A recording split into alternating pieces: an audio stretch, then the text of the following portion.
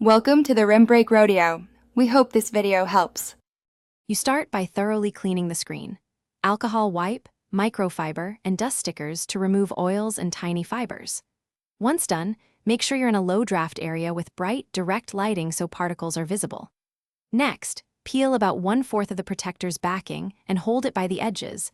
Align the exposed edge to the top speaker and camera cutouts. You want perfect alignment now, because repositioning after full contact creates bubbles and dust traps. After alignment, slowly lower the protector using the hinge method. Touch the exposed edge to the device and fold the remainder down like closing a book. You press the middle first and then use a squeegee or a stiff card wrapped in microfiber to push air outward toward the edges, applying steady, even pressure. If you feel resistance or see a speck, lift the nearest corner carefully, use a dust sticker to pick the particle, and reapply that section. Doing this prevents tearing or new bubbles.